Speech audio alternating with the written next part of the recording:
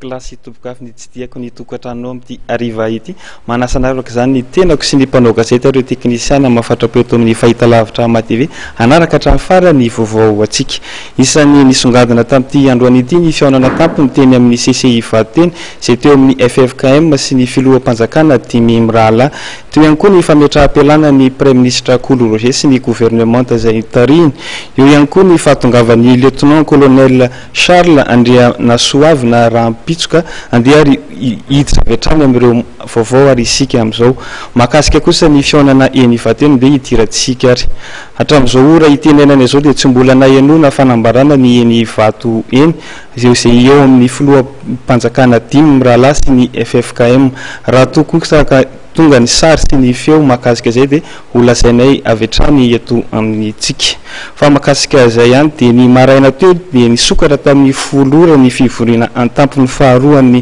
filoham-panjakana tafiditra amin'ny fampihavanam-pirenena tariny FFKM izay tanterahany eny amin'ny CCI Ivato.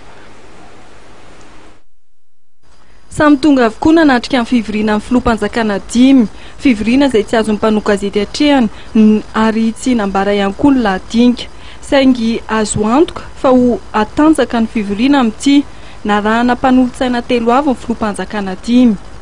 Ny filoha teo aloha Marc Ravalomanana miaraka amin'ny mpanolotsainy Girivo Randrenarsoa, Olgara Malasan, Arianta Randremandranto no nisantatra amin'ny fahatongavana teny amin'ny CCI Ivato tamin'ny 9 ora maraina. Narahan'ny professora Zaverbert miaraka amin'ny mpanolotsainy professora Miandrosoa Jean Marcel, Paul Rajonarvelo ary Andriamatoa Serana.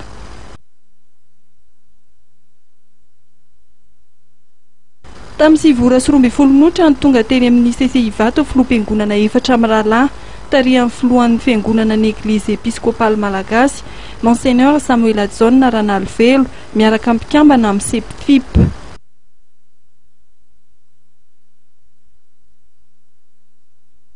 Tamin'ny 7 ora sy fahefany no nanisaka ny CCI Ivato ny délégation tarihan'ny amiral Didier Ratsiraka. Niarady tamin'ny mpanolotsainy telo anisan'izany Ramatoa Misandrazana, Simon Pierre ary Jean-Jacques Rasolondrainibe.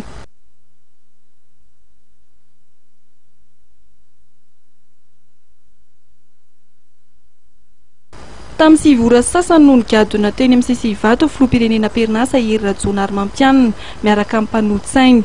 Anisan'ny tao anatin'ny délégation tarihany Andriamatoa Mohamed Rachidi sy ministra teo aloha Arsan Randriamanana. Ny filohan'ny teteza Mitandra Rajoelina no namarana ny fahatongavany tamin'ny 7 ora sy 20 minitra ny tonga ny tenany. Efa niandry azy tao anatiny kosa ny mpanolotsainy Christine Lazana Mahasoa, Pierre Holder ary ny tompony andraikitry ny arifenitra teo amin'ny fahefana ny teteza Mita teo aloha. Voamarika tamin'ny fivoriana tapo faharoa ity fa natevina avokoa ny fiambenana amin'ny filoham-panjakana. Nanana zo anana motara iray mpanokatra lalana miampimpiambina avy amin'ny Hemoreg sy fiadidinan'ny Repoblika amin'ny filoham-panjakana teo aloha. Motara 7 no nanokatra ny lalan'ny filoham-pirenena ary nisy ihany koa ny helikoptera nanaraka azy. No mafisina ihany koa ny fiambenana ny CCI Ivato sy ny manodidina.